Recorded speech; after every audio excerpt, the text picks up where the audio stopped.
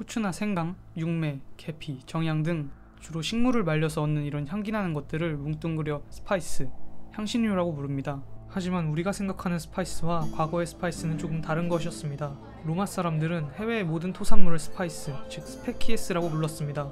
그렇기에 당시의 스페키에스에는 우리가 좁은 의미에서 향신료라고 부르는 후추나 계피 같은 동방 출신의 향신료들 뿐만 아니라 과일과 포도주 같은 것들도 포함하고 있었습니다. 이는 중세에도 다르지 않아서 에피스에는 꿀과 과일 같은 식품, 명반과 같은 염색 재료나 종이 등 여러 물품들도 포함되었습니다. 이후 초기 근대에 거대한 향신료 광풍이 벌어지자 향신료가 곧 토산물의 왕 같은 존재가 되었기 때문에 스파이스는 좁은 의미의 동방 향신료만을 의미하는 단어로 자리 잡게 됩니다. 또한 현대의 우리가 단순히 맛의 즐거움을 위해 향신료를 뿌리는 것과 달리 중세 사람들에게 있어서 동방에서 유래한 향신료는 엄연히 약의 일종이기도 했습니다. 지금도 대부분의 향신료들이 한약재로 쓰이는 것처럼 중세의 동방 향신료는 당시 사치액설에 기반한 중세의학에서 필수적으로 쓰였는데 특히 고기의 습하고 찬 성질과 향신료의 뜨겁고 건조한 성질이 궁합이 잘 맞는다 여겨졌다고 합니다. 이렇듯 시대에 따라 쓰임새도 구성원도 조금씩 달라졌지만 한 가지 변하지 않는 향신료의 속성이 있었습니다. 그것은 바로 향신료가 흘러야만 했다는 것입니다. 향신료는 인간의 욕망과 함께 흘렀고 가끔가다 그 흐름이 부자연스럽게 막힐 때면 그곳엔 대신 피가 흘렀습니다. 향신료의 역사는 인간의 변치 않는 후각과 미각에 대한 본능적 욕망을 보여줍니다. 현대를 사는 우리로서는 몇 가지를 제외하고선 대부분의 향신료들을 쉽게 구할 수 있게 되어서 공감하기 쉽지 않지만 온갖 상징으로 가득 찬 세계에 살던 중세인들에게 향신료는 지상낙원이나 사제 유한의 왕국에서 자라는 전설의 열매로 그것이 멀리 떨어져 있으면 있을수록 더 귀한 것으로 여겨졌습니다. 말하자면 향신료는 중세인들에게 욕망과 신비 그리고 과시의 상징이었고 초기 근대 이후 향신료 재배 사업이 진척됨에 따라 수요 공급의 원칙과는 또 별개로 향신료가 가지고 있던 환상적 성격이 사라지게 되어 가치도 순식간에 떨어져 버리게 됩니다. 지상낙원이 아닌 아프리카의 플랜테이션에서 자라는 향신료를 더 이상 유럽인들은 신비하게 여기지 않게 된 것입니다.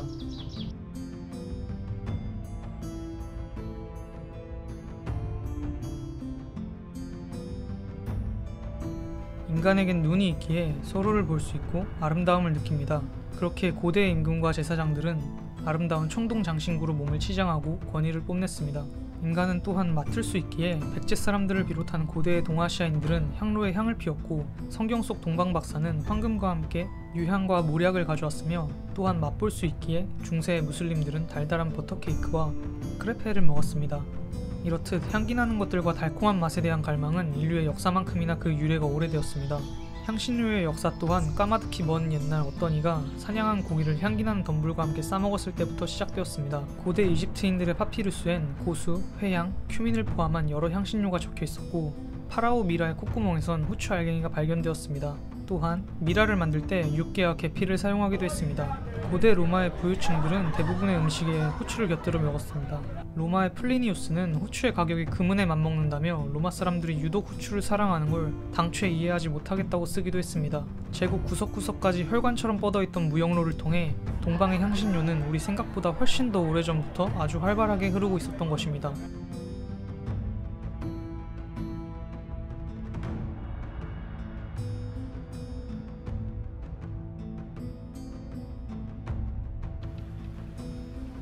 중세시대의 향신료에 대한 널리 퍼져있는 오해가 몇 가지 있습니다. 첫 번째는 로마 제국의 멸망 이후 거침없이 확장하던 이슬람 세력이 마침내 지중해에 진출하고는 서유럽으로 흐르는 향신료 원격 무역의 흐름을 틀어막아 향신료 가격이 폭등하게 되었다는 것입니다. 그러나 이는 사실이 아닙니다. 물론 중세시대의 원격지 무역이라는 것이 시대나 지역에 따라서 일시적으로 성세를 반복할 수는 있었겠지만 대체로는 중세 초의 지중해 무역은 유대, 시리아 상인들에 의해 주도되었고 이들은 이슬람 세력이 중동의 패권을 잡은 뒤에도 레반트와 서지중해 사이로 오고 가며 잘만 먹고 살았습니다.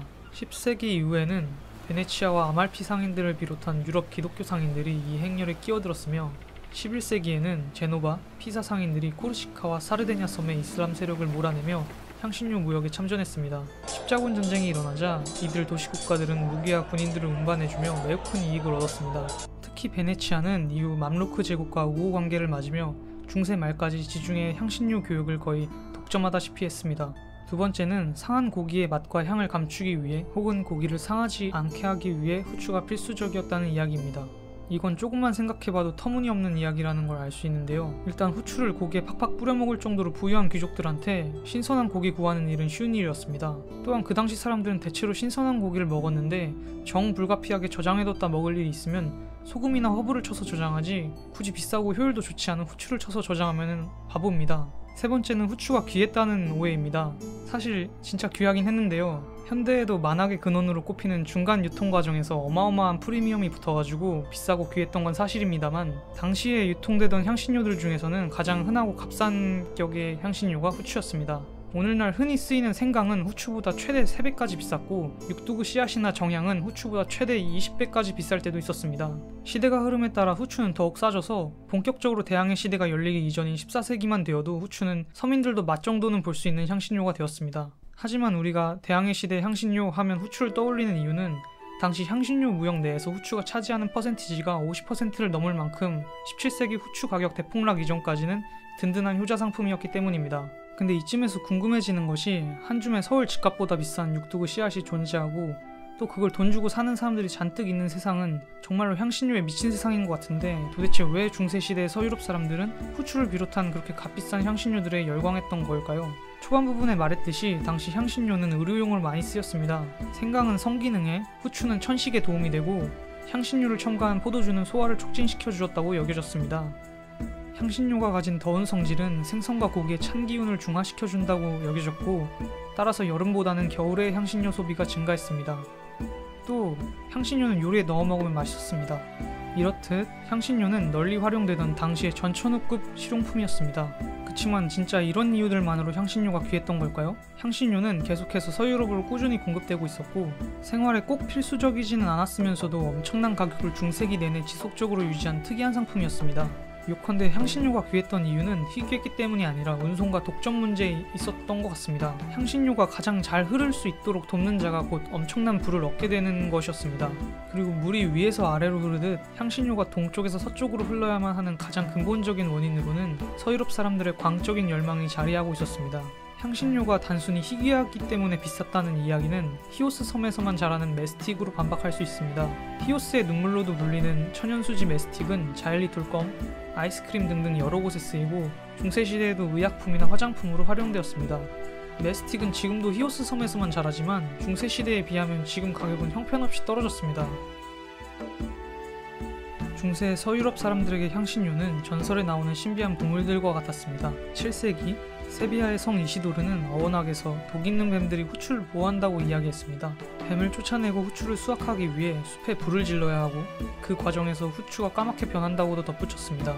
이 이야기는 중세 내내 후추에 대한 중세인들의 인식에 있어서 원형이 되었습니다. 후추 말고도 다른 진귀한 향신료들이 왜 비쌌는지에 대해 헤로도토스 같은 고대의 저술가들에 기반한 여러 이야기가 중세 내내 돌았고, 특히 그 중에서도 가장 환상적이고 신비한 이야기들이 유행했습니다. 정향은 지상낙원으로부터 흘러내려오고, 유향은 후추처럼 뱀이 지키고, 계피는 까마득히 높아 접근하기도 불가능한 곳에 자라서 불사조들의 둥지에서나 얻을 수 있다는 얘기들이 그런 예입니다.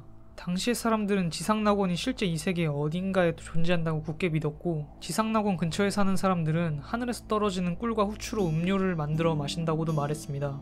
또한 동방 어딘가에 사제 요한이 다스리는 기독교 왕국이 바로 그 근처에 있고, 올림포스 산에서 후추가 자란다고도 믿었습니다. 젊음의 샘에 대한 전설도 함께 되살아났습니다. 젊음의 샘은 갖가지 향기를 뿜어낸다는 이야기가 유행했습니다. 이렇듯 당시 사람들에게 향신료는 신성과 환상에 연결된 것이었습니다.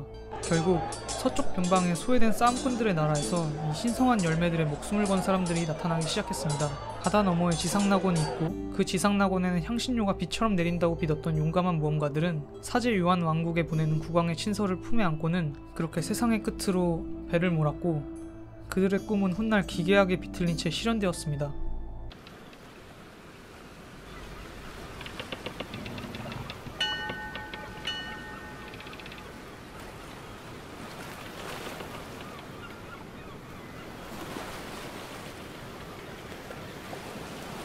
(1415년) 세우타, 포르투갈의 왕자 엘리케는 말을 탄 채 막 정복된 도시를 위풍당당하게 순회하고 있었습니다. 그의 눈에는 북아프리카 해적들이 미처 수습하지 못하고 버리고 간 함선들이 들어왔습니다. 그는 그리스도의 복음을 널리 전파하고 어마어마한 황금과 노예들을 얻기 위해, 그리고 사제 요한의 왕국에 사절을 보내고 인도와 향신료 무역을 하기 위해 바다로 향해야 한다고 생각했습니다. 엘리케 왕자의 프로젝트는 그렇게 시작되었습니다. 그리스도 기사단의 기사단장으로서 그는 에티오피아 근처의 사제 요한 왕국과 접촉하여 이슬람 세력을 몰아내고 기독교를 전파하려는 사명을 가지고 있었습니다. 동시에 독실한 종교인이라기엔 사생활을 두고 사치를 일삼는 등 욕망이 강했던 그는 어느 누구도 누려보지 못한 막대한 부를 차지하기 위해 인도에 도달하겠다는 목표도 가지고 있었습니다. 모두 동쪽을 향해야 하는 일이었습니다. 그렇게 15세기 포르투갈인들은 세계의 끝을 향해 용감하게 나아갔습니다. 보자도르 곳 이남, 그곳은 바닷물 대신 역청이 끓어오르고 사하라 사막에서 불어온 거대한 모래폭풍이 사시사철 휘몰아치는 무시무시한 바다로 여겨졌습니다. 보자도르 곳은 카나리아 제도로부터 남쪽으로 50레구가 떨어져 있는 황량한 해안이었고, 당시 사람들에겐 이전까지 그 어떤 인간도 항해하지 못했던 그야말로 인간 영역의 남쪽 한계선이었습니다.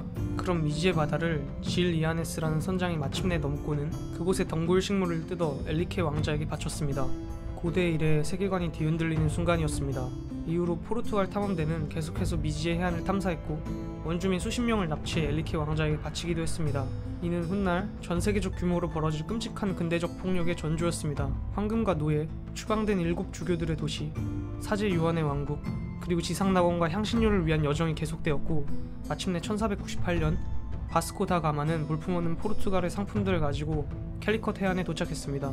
캘리컷의 상인들은 보잘것없는 그들의 상품을 비웃었습니다. 그러나 포르투갈을 비롯한 서유럽의 기독교 왕국들은 사실 그 무엇보다도 강력한 상품을 가지고 있었습니다. 그것은 바로 폭력이었습니다. 포르투갈 사람들이 꿈꿨던 일확천금의 상상은 현실이 되었습니다. 인도에 갔다 온 배들은 수십 배의 이익을 남겼습니다. 향신료는 리스본 항구에 넘쳐 흐르기 시작했습니다. 비록 젊음의 샘도 사제 요한의 왕국도 없었지만 신대륙에서는 은광이 발견되었습니다. 분명 신대륙에는 엘도라도나 전설의 7도시도 있을 것이라 믿어졌고, 콩키스타도르들은 앞다투어 원정대를 꾸렸습니다. 동쪽에선 여전히 지팡구에 황금으로 된 지붕이 탐험가들을 기다리고 있었습니다. 그러나 피와 향신료를 흐르게 하여 얻은 번영은 그리 오래가지 못했습니다. 포르투갈은 불과 16세기에 향신료 무역의 패권을 잃고 노예무역에 의존하는 신세가 되고, 스페인 또한 계속된 전쟁과 막대한 재정 적자 속에서 몰락합니다.